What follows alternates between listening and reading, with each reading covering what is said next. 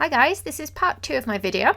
In the previous video you'll see me make a rainbow cake, and in this one I'm going to make some hot air balloons. And a quick shout out to my little friend Aidan over in Florida, who I know likes hot air balloons. And a big thank you to Aidan and his family for taking me out to Universal Studios for the day last year.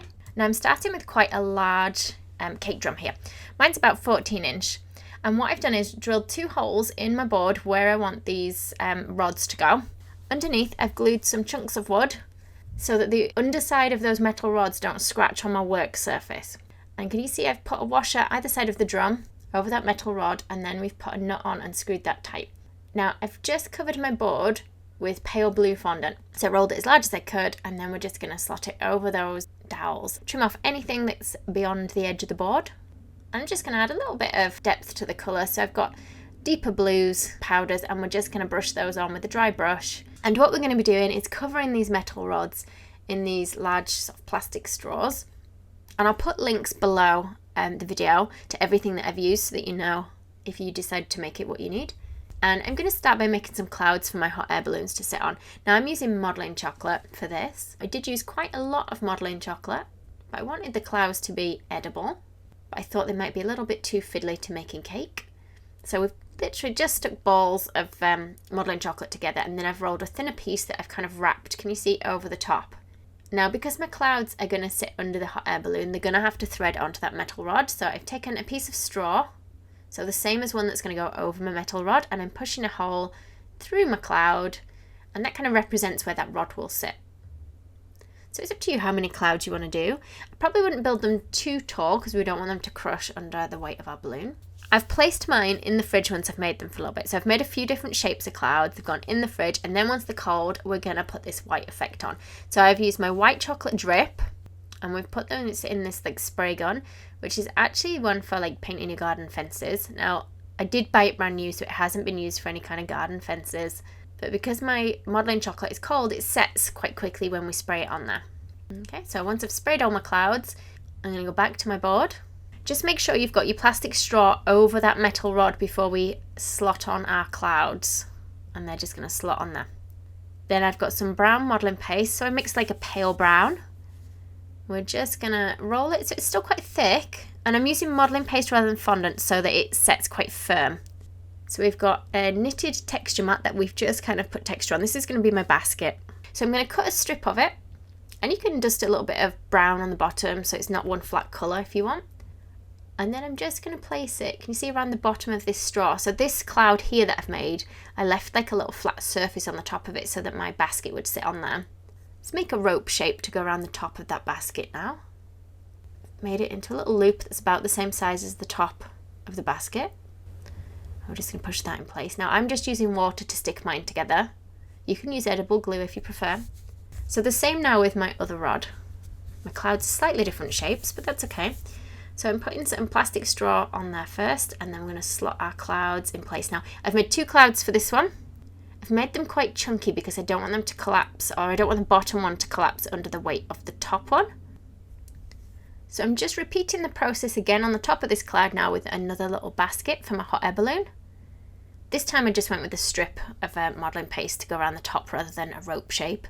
Then what I'm going to do is for my little sandbags, I'm going to make some teardrop shapes in a paler brown.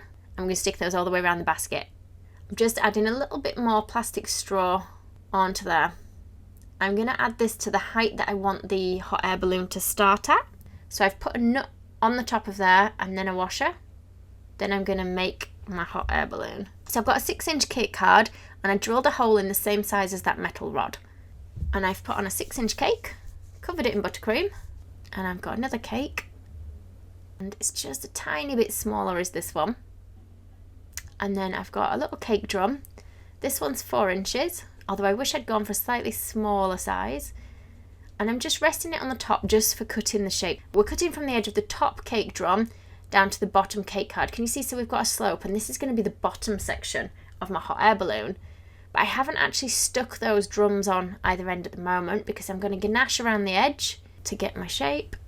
I just want that to firm up a little bit. So just be careful when you're taking that bottom or top cake drum off. I say bottom because this is actually upside down, so that cake drum will become the bottom. And we're just spreading chocolate ganache on there as well. I've put that in the fridge.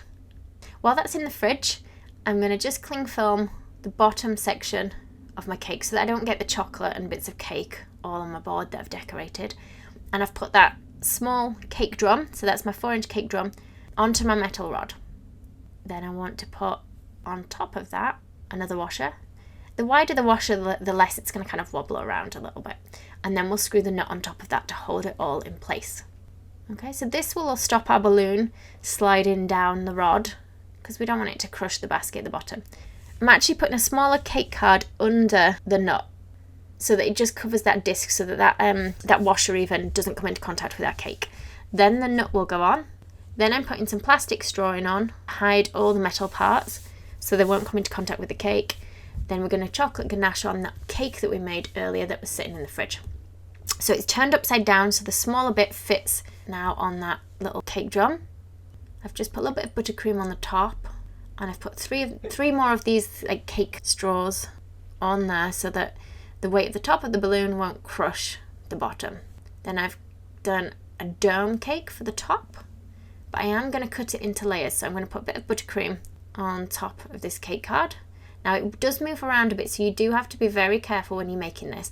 If you're worried that it's moving around too much, swap your rod for a thicker rod inside. You don't have to use as thin a rod as I have done. Okay, then we're just layering up that cake, that dome-shaped cake onto the top, and you'll see Richard's just giving me a helping hand. He's just holding the rod at the bottom so it doesn't move around too much there. Then I'm going to cover the whole thing in chocolate ganache. So you can see it's starting to look a little bit more balloon-shaped. And I've just got a cake smoother here that I'm using to try and smooth off my ganache, especially on the rounded edges of it. You're going to do exactly the same on the balloon on the back, but using smaller cake and cake cards as well. And while that's setting, I'm going to make some little birds. So I've just kind of got a teardrop of blue modelling paste. And let's put a little indentation around its neck. Just pressing in slightly where I want the eyes to go. And I don't normally wear gloves because I do find the gloves really difficult when I am modelling, but I have got plaster on one finger where I injured myself. So I've put cocktail stick up its bum, and we're just going to poke a little hole or a little indentation where I want the eyes to go. And I'm just going to use the little black sugar pearls. This is easier than me making eyes, and they look quite cute like this as well. For its tail, we've got kind of a teardrop shape that's squashed, and I'm going to put some indentations in. And let's see if I can push the skew on there. Apologies, it does get a little bit blurry while I'm doing this. So I've just pressed that onto the bottom of the body like that. And I did have to take my glove off because things were getting a little bit too tricky. So I'm going to do a similar kind of thing with the wings. So it's a teardrop shape. We've put little lines in. I've kind of flattened it a little bit and attached it to either side. And you can do this with other little birds. So you might try one where actually the stick, can you see, goes through the wings instead of through the tail. I'm going to put some little teardrop shapes on the top of the heads. And let's just cut a circle into 2 halves for the beaks. And let's just stick them on the front. So we're trying to keep it fairly simple with the birds. And quite small, you don't want them too big, otherwise they're going to be too large for the hot air balloons that we're making. Just going to lighten up the tummies with a little bit of edible dust. Again, I'll put links in the description box below the video to what I've used. Now I'm also going to make some other little characters to sit in my basket. So let's start with a bunny. So I've got kind of an off-white kind of colour, and I've kind of squished a bit for the body, and then we've got a ball for the head, smaller ball for the nose, which we're putting a line up the middle of, and then we're going to give it 2 ears, so kind of a sausage shape that's squashed. We're just going to push those on the top of its head, and let's kind of do some kind of carrot shapes for the arms. So that will all sit together on our balloon. Let's pop in some eyes. Again, I'm just going to use the sugar pearls. I'm going to do a little pink oval for the nose. And let's give it a bit of blusher. So we're using a dry brush and a little bit of edible food colour. Now this one, you can see I tried to do a different animal. It's made exactly the same way, but I changed it for like an orangey colour. And instead of doing the sausage shaped ears, we've got triangle shaped ears to turn it into a cat. So they're going to sit to one side while I cover my balloons. So the ganache on these have now set. The smaller balloon at the back I can cover, I think, just about in one piece of fondant. Although I'm getting a few creases in there, so I'm going to have to cut that and rub that down a little bit. Okay, try and smooth it off the best you can. You need to be fairly firm, but you don't want to press so hard that you do crush the cake or collapse the cake inside. I'm just going to use the edge of a ruler to put some straight lines on for my balloon. And my rods do twist side to side, so just be careful that you're not twisting your balloon about too much.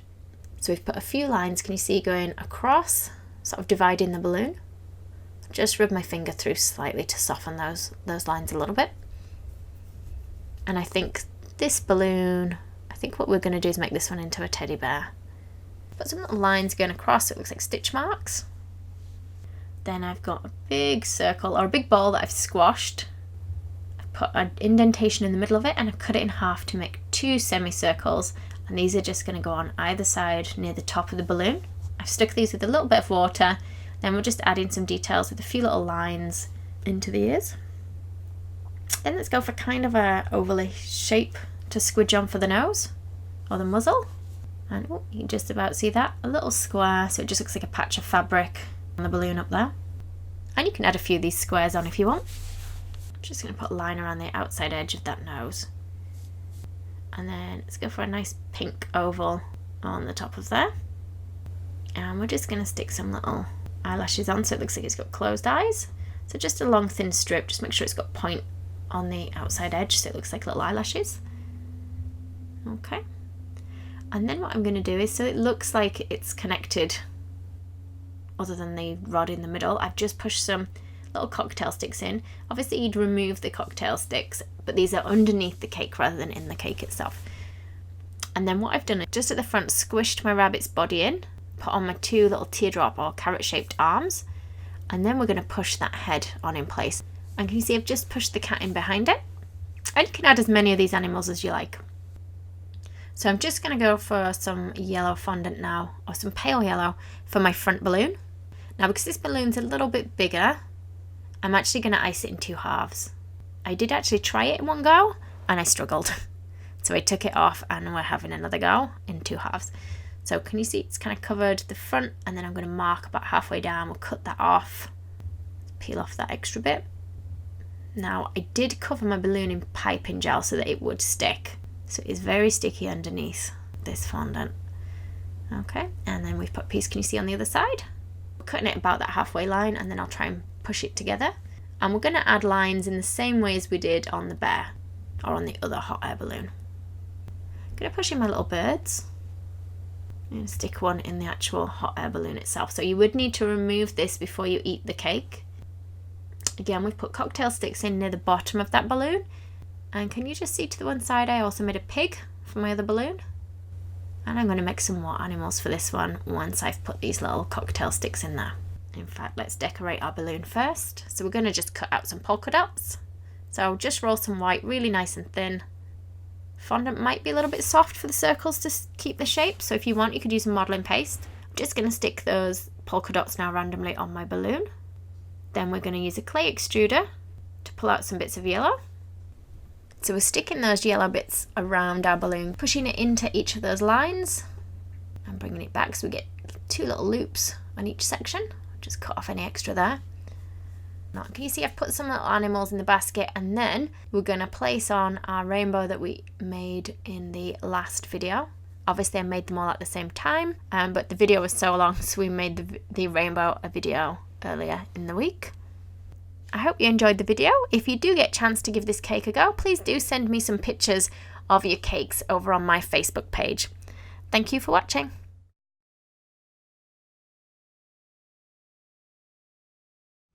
If you liked the video, be sure to hit the thumbs up button and leave me a comment below.